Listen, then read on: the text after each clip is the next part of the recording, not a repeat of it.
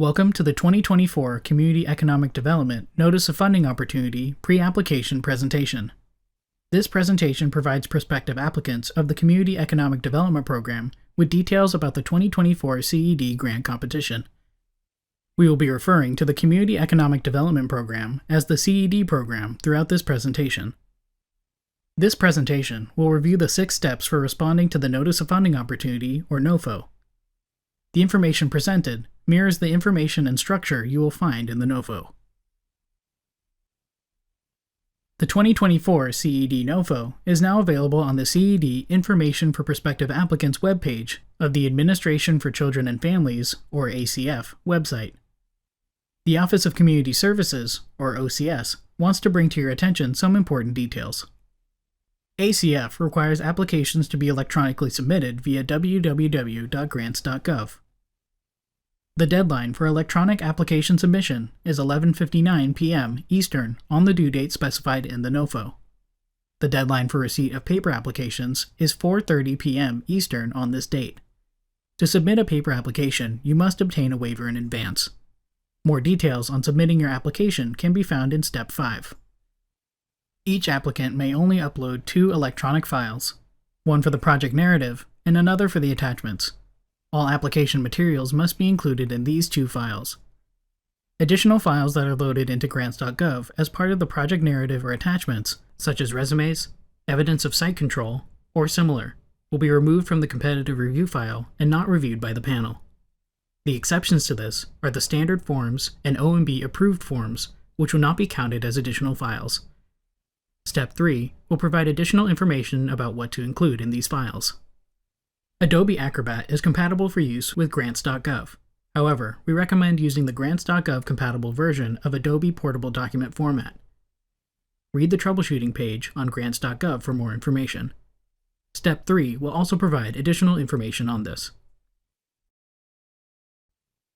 First, we will walk through Step 1, Review the Opportunity. This section provides you with an overview of the program and eligibility. This program creates quality jobs and provides wraparound services that help individuals with low incomes become economically self-sufficient. For fiscal year 2024, $13.6 million is available to fund CED projects. The maximum award level for individual CED projects this year is $800,000. The length of each project, also known as the project period, is 36 months for non-construction projects and 48 months for construction projects. OCS anticipates funding approximately 17 CED projects for fiscal year 2024.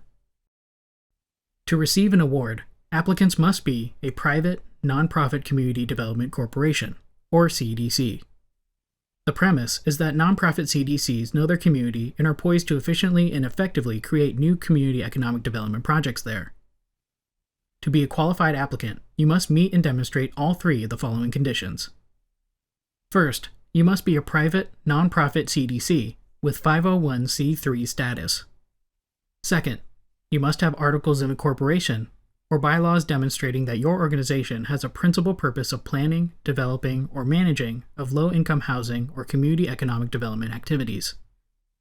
And finally, your board of directors must have representation from each of the following: community residents, business leaders, and civic leaders. Faith-based and community organizations that meet these requirements are also eligible to apply. The same statute applies to organizations regardless of whether they are faith-based. This program has no cost-sharing requirement. If you choose to include cost-sharing, it must be considered during review. The CED program aims to help individuals with low income achieve economic self-sufficiency. The program is based on 3 pillars: creating new, high-quality, permanent, full-time jobs for individuals with low incomes, addressing barriers to employment by providing wraparound services that focus on the needs of individuals with low incomes hired into jobs created through CED, and promoting community revitalization by infusing funding into local communities to support economic development. CED funds may be used for a wide variety of business startup or expansion activities, as long as the result is the creation of positions that can be filled with individuals with low income. These activities include startup capital for operating expenses, such as salaries, facilities, and equipment that will be replaced by projected earnings. Loans to identified, viable, participating businesses. Equity or stock investment in identified, viable, participating businesses. CED funds may also be used for providing support services to employees of the participating businesses. You can provide support services either directly or in partnership with service providers. Construction. For more information, please see the section about construction projects. Other types of business development activities that lead to measurable job creation. Travel for key project staff to attend ACF-sponsored workshops, conferences, or recipient orientations. Projects are considered non-construction projects if they involve limited alteration or renovation costing less than $250,000 to support participating business creation and/or expansion and job creation. Non-construction projects typically involve a loan or equity investment in participating businesses. Applicants proposing non-construction projects must create a minimum number of jobs using the following formula. Total amount of federal CED funds awarded divided by $27,000 equals minimum number of jobs to be created. For example, if a recipient is awarded $800,000 in CED funds, it must use that money to conduct activities that will create at least 29 jobs. $800,000 divided by $27,000 equals 29. For a table with examples of the minimum number of jobs based on specific award amounts, see Appendix A, sample chart of minimum number of jobs to create, at the end of the NOFO. Note, your score will not increase by proposing jobs above the minimum. Depending on the type of project you propose, you'll be subject to rules related to real and intangible property. Most non-construction projects are subject to rules related to intangible property. Intangible property is property having no physical existence, such as trademarks, copyrights, patents and patent applications, loans, notes, and other debt instruments, or lease agreements, stock, or other instruments of property ownership. Read the federal requirements related to intangible property in the NOFO very carefully, as they may apply to all projects where CED funds are used for non-construction activities, like loans or equity investments. In instances where you propose to loan money or have an equity investment in a third-party participating business, you own the note on the intangible property, not the real property itself. The third-party participating business is the property owner of record. As such, the federal interest is in the debt instrument as an intangible property and not the property itself. The intangible property is subject to the 12-year rule set forth in the appropriations language. For ACF property-related policy and guidance, refer to the ACF website. Projects are considered construction projects if they require construction or renovation prior to job creation. Construction projects typically include commercial real estate for lease or use by small and large-scale business operations. Applicants proposing construction projects must propose to create at least a minimum number of jobs using the following formula. Total amount of federal CED funds awarded divided by $32,000 equals minimum number of jobs to be created. For example, if a recipient is awarded $800,000 in CED funds, it must use that money to conduct activities that will create at least 25 jobs. $800,000 divided by $32,000 equals 25. For a table with examples of the minimum number of jobs based on specific award amounts, see Appendix A, sample chart of minimum number of jobs to create, at the end of the NOFO. Note, your score will not increase by proposing jobs above the required minimum. It is important to note that short-term construction jobs associated with preparing for participating business, startup, or expansion are not counted when determining the number of jobs created under the CED program, as they are designed to be temporary. All environmental and historic preservation requirements must be fulfilled before award or before drawdown of funds. For more information, please see the Construction Project subsection of the Project Type section of Step 1.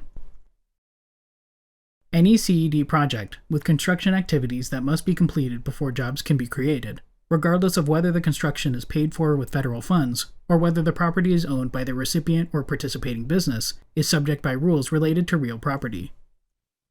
Real property is defined as land including land improvements, structure and appurtenances, affixed equipment, thereto, but excludes movable machinery and equipment. Recipients using federal funding directly for construction, renovations, or to acquire a facility or land for the project must file a Notice of Federal Interest, or NFI. After the award is granted, an OCS program specialist works with recipients to calculate the federal share of real property. You are encouraged to read the federal requirements related to real property in this NOFO very carefully, as they apply to all projects where CED funds are used for construction activities. For ACF property-related policy and guidance, please refer to the ACF website.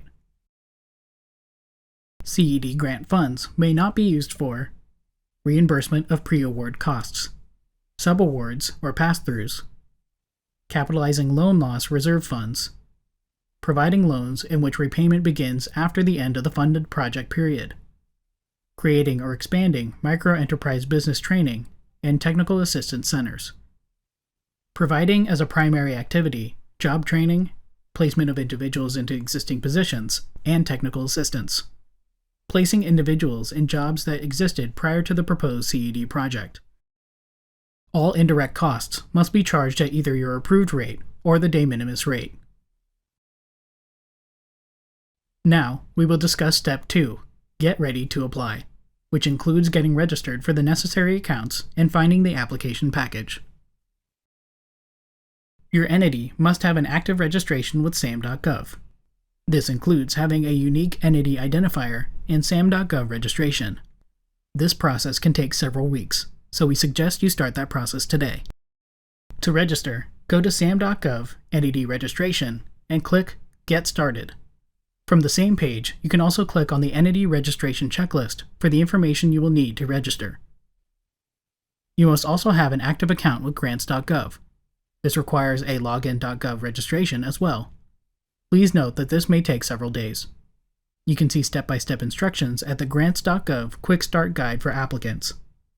If you require help with either of these processes, please see the Contact and Support section of the NOFO for the appropriate contact. The application package has all the forms you need to apply. You can find it online by going to Search Grants at grants.gov and search for the opportunity number. Then click the Package tab. If you can't use grants.gov to download application materials, you may request them from the Grants Management contact listed in the Contacts and Support section of the NOFO. If you are also unable to apply through grants.gov, see details about exemptions for paper submissions in Step 5 of the NOFO. Now, we will discuss some of the general format requirements for submitting an application for a CED grant, as discussed in Step 3, Prepare your application. You must submit and upload all required elements and supporting documentation in 2 files, the project narrative and other attachments. All submissions, inclusive of the project narrative and the other attachments, are limited to 200 pages total. Details about the items included in each file can be found in Step 3, Prepare your application. These 2 files and page limitations do not include standard forms or OMB approved forms. An example of such a form is the SF424. These forms will be submitted separately as directed in the online system. Applications with additional files will be amended, and files will be removed from the review. In the next 2 slides, we will discuss the details of what these 2 files must include. The project narrative file must include the items on this slide. All items must be labeled, numbered, and organized clearly in the table of contents. Keep in mind this is the narrative of your application, and it may include references to supporting documentation that may be included in the other attachments file. In such instances, provide clear references using item name, location, and page numbers. For example, you may include a reference to the letters of support that are included in the application, and then include the actual letters in the other attachments file. The other attachments file must include the items presented on this slide. All items must be labeled, numbered, and organized clearly in the table of contents of File 1, Project Narrative. Keep in mind, all submissions, inclusive of the project narrative and other attachments, are limited to 200 pages total. You will need to complete other required forms. This slide lists forms that may be applicable and necessary to submit on grants.gov. It is very important to read Step 3, Prepare your application, very closely. All applications must be submitted electronically using www.grants.gov. If you do not have the internet connection or the computing capacity to upload large files, then you must request and obtain an exemption to submit a paper application prior to the closing date. In Step 5, Submit Your Application, see the section on Exemptions for Paper Submissions for more details on requesting an exemption. Keep in mind, there may be some differences in application formatting and submission requirements for paper applications, so pay close attention to those requirements in the NOFO. For this presentation, we will focus on the requirements for electronic applications. All applications, both paper and electronic, must be double-spaced and use 12-point font in Times New Roman, except for footnotes, which may be 10-point Times New Roman. The parts of the application that may have different formatting are listed on this slide. Now, we will discuss in more detail each of the components of a CED application by reviewing Step 4, Learn about Review and Award. This section provides a description of how reviewers will review and score applications. When putting an application together, refer to this section, which focuses on the evaluation criteria, as well as the corresponding language in Step 3. Every application from a qualified CDC will be reviewed if it is submitted on time and the request is not over the maximum funding level of $800,000. No more than 2 files will be provided to the panel to read and review. Once an application passes the initial screening, it will be reviewed and scored based on its responsiveness to the evaluation criteria in Step 4 of the NOFO. It will be reviewed and scored by a panel composed of non-federal community economic development professionals and other social service professionals. The application will be reviewed for content completeness. Therefore, a very important aspect of the application is the inclusion of all documentation needed to support written statements. The easiest way to certify that your organization is covering all of the bases is by submitting all of the elements in the application checklist presented in Step 5 of the NOFO. The first part of the application should be the project summary. It should be one single-space page in Times New Roman, 12-point font. Please place the following at the top of the abstract. Project title, applicant name, address, contact phone numbers, voice, fax, and cell, email address, website address if applicable. The project summary should include a brief description of the proposed grant project, including the needs to be addressed, the proposed services, and the population groups to be served. Step 3 provides a summary of application requirements, and Step 4 provides information on how the criteria are evaluated and ranked in competition with other applications. A list of the evaluation criteria and additional bonus criteria are presented on this slide. Remember that while you know you have a great project, how the project is described and the supporting evidence in the application package is extremely important. While we ask you to be concise, you also have to provide enough information for reviewers who know community development but don't know your challenges or your community are provided enough details to see the success of this project in a very short time period. We will now review the evaluation criteria. The first evaluation criterion, need for assistance, is worth 2 points.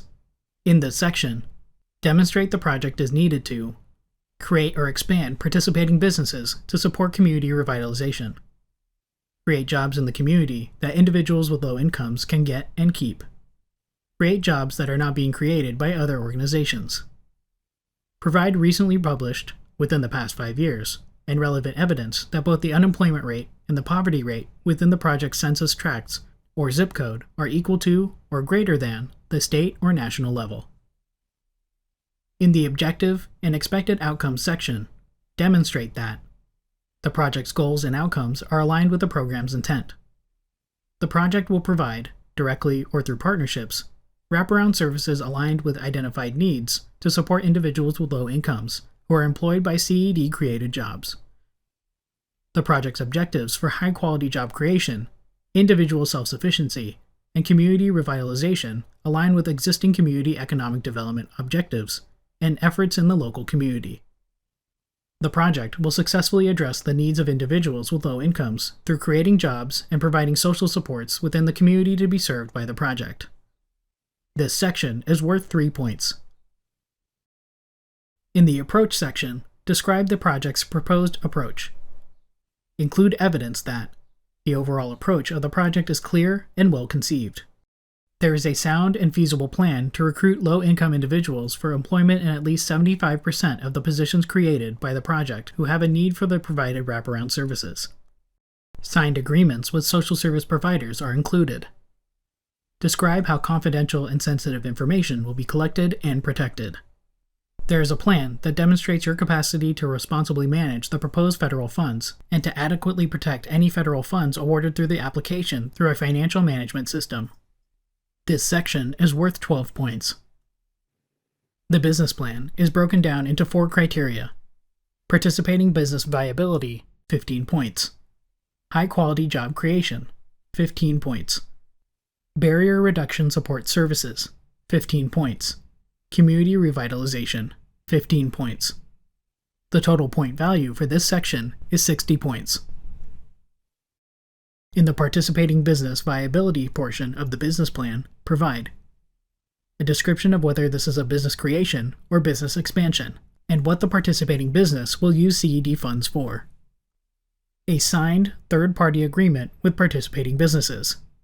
For projects with equity or stock investments, draft copies of the equity stock investment agreement with all participating businesses are provided. For projects with loans, draft copies of the loan agreements with all participating businesses are provided.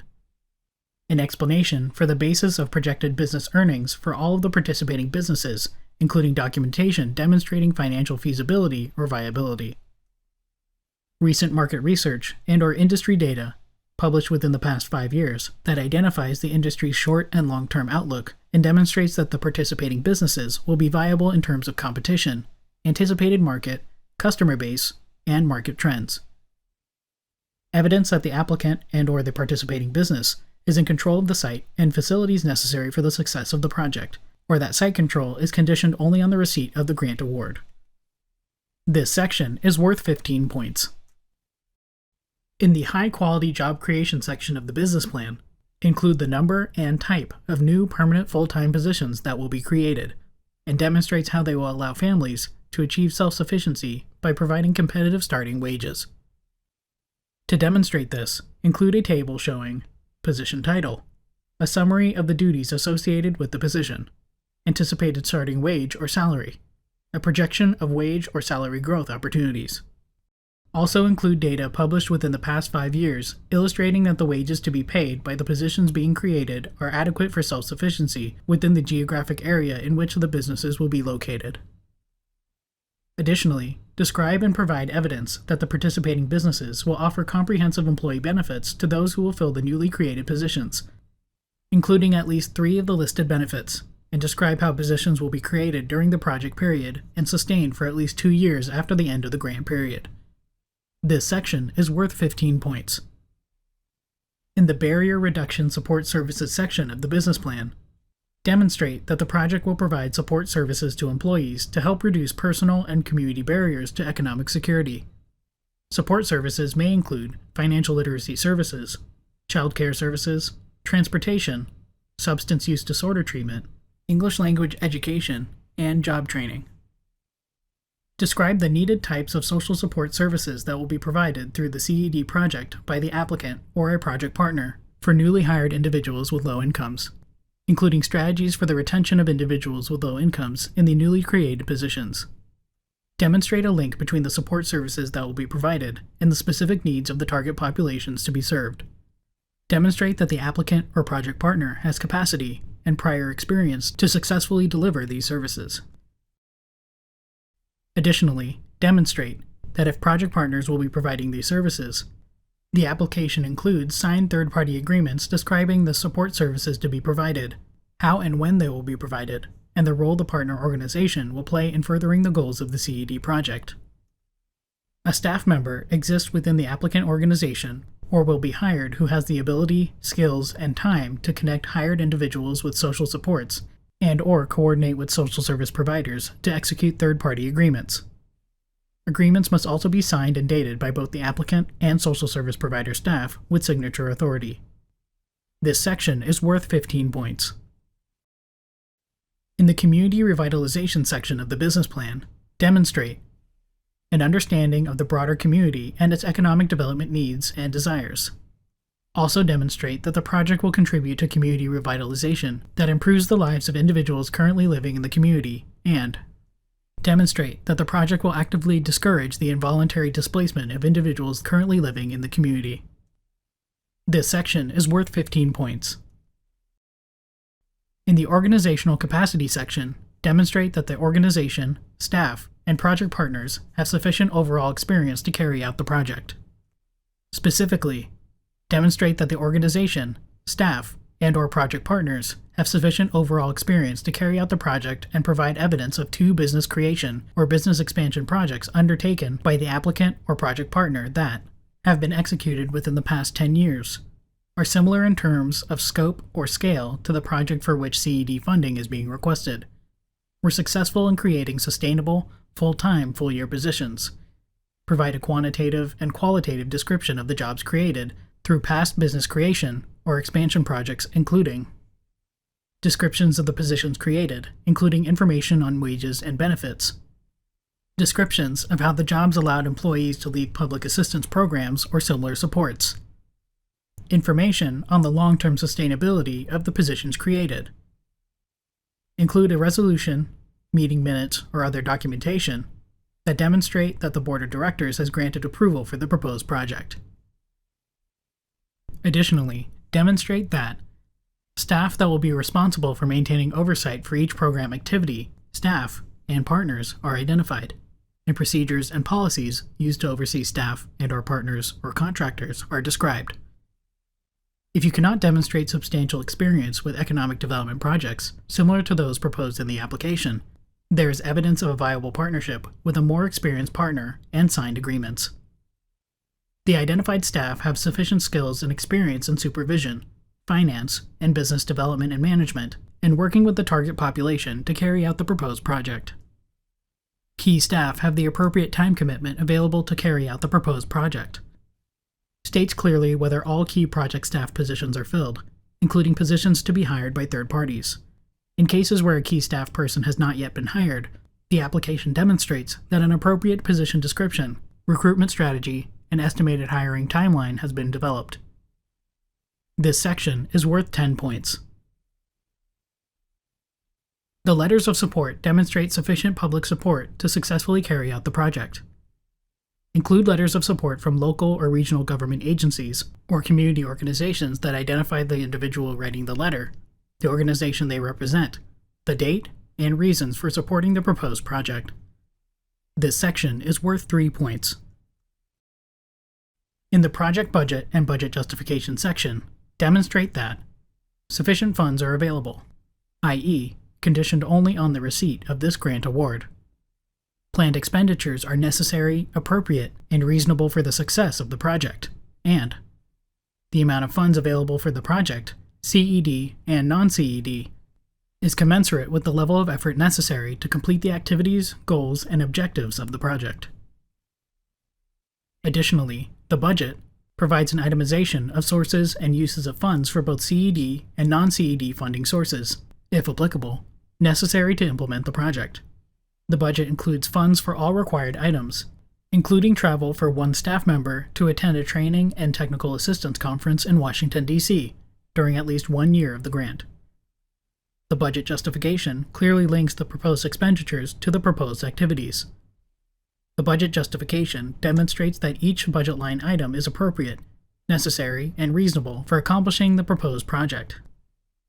The CED cost per position created is equal to or less than the ratio found by dividing the requested award amount by $32,000 for construction projects or $27,000 for non-construction projects. For projects that involve non-CED funding to carry out the project, provide evidence that all capital requirements have been met through financing, cash resources, or in-kind contributions. Evidence in the form of signed commitment letters, of binding commitments for loans, municipal, federal, or state tax credits, equity stock investments, or other supporting grants or contributions, totaling at least the amount of non-CED funds necessary. Evidence that your ability to contribute any non-CED cash resources that are needed for the project, and that the applicant has pledged in support of the project. Evidence of in-kind contributions of personal property, and a demonstration of how the value of those contributions was established through techniques such as an inventory valuation for equipment and/or a certified appraisal for real property. For projects with only CED funding, demonstrate your ability to carry out a successful project and accomplish your goals with only CED funds. For construction projects, demonstrate that the budget includes all construction costs and demonstrates that all costs are appropriately justified as reasonable and necessary to carry out the activities proposed in the application. This section is worth 10 points. The last elements we will discuss are the 4 opportunities for bonus points. The opportunities are project supporting payment of living wages, 5 points. Project located in a geographically underserved community, 5 points. Project aligned with President Biden's Executive Order 14008, tracking the climate crisis at home and abroad, or the Justice 40 initiative, 3 points. Project collaborating with other current OCS grant recipients, 2 points. Now, we will discuss the process for submitting your CED application outlined in Step 5, Submit Your Application. Both first-time and repeat applicants are strongly encouraged to review this information well in advance of the application deadline, as OCS will not be able to extend the deadline. All applications must be received by 11:59 p.m. Eastern Time on the due date via grants.gov. Applications submitted after this deadline will not be reviewed. You must complete 3 registrations in order to submit a grant application. System for Award Management (SAM) registration, updated annually. Unique Entity Identifier, or UEI, and grants.gov registration. Please note that the registration process for grants.gov can take up to 10 days, so all applicants are strongly encouraged to review this information well in advance of the application deadline. Applications submitted by an authorized organizational representative, or AOR, that does not have a current registration will be rejected by grants.gov. For detailed guidance on how to register and update registration for all 3 systems, please visit the Register and Get Ready resource available on the ACF website at the URL listed on this slide. Closely review the application checklist included in Step 5 to ensure all components of the application are included. If you encounter any trouble submitting your application, you must obtain a ticket number directly from the grants.gov help desk. A ticket number is required for all waiver requests. ACF may extend an application due date and receipt time when circumstances such as natural disasters occur, such as floods, hurricanes, etc., when there are widespread disruptions of mail service, or in other rare cases. The determination to extend or waive due date and receipt time requirements rests with ACF's Chief Grants Management Officer. Applications are required to be submitted electronically at www.grants.gov unless the applicant has received an exemption in writing from the ACF Grants Officer. Details about how to obtain waivers are described in the NOFO under Step 5.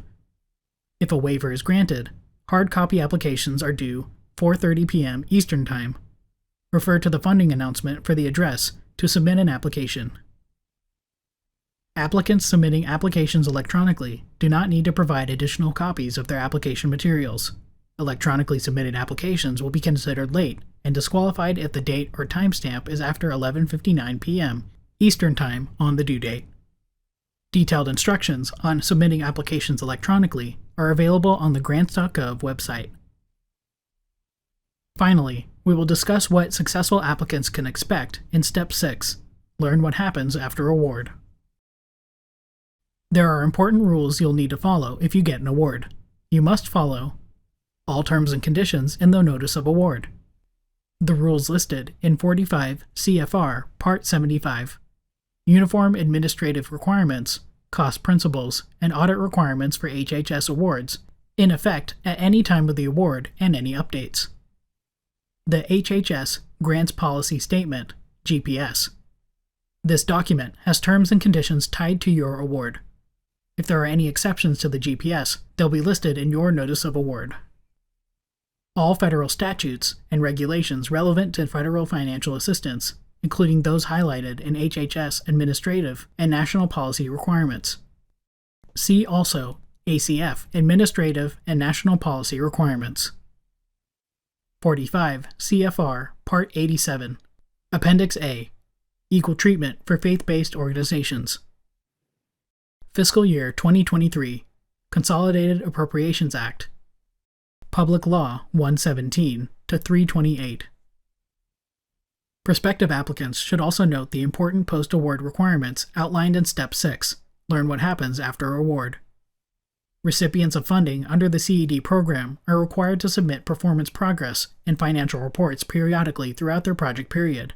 These forms include: the Performance Progress Report, or the PPR, is submitted semi-annually throughout the project to report on key outcomes, including businesses created and expanded, jobs created, and funds leveraged. It is submitted through the Grant Solutions Online Data Collection (OLDC) system. Financial reports are also submitted semi-annually, and this is how recipients will report expenditures and federal transactions. Additionally, it is expected that, for all facility-related projects, the applicable OMB-approved SF-429 forms will be submitted along with supporting documents in the Grant Solutions OLDC system. Depending on the nature of the project, recipients may also be required to submit one or more additional forms. More information on what forms need to be submitted and when will be provided upon receiving the award. Several reference websites are included in the NOFO that may be of use in putting together an application. These websites are also listed on this slide. This concludes our presentation on the 2024 CED Notice of Funding Opportunity.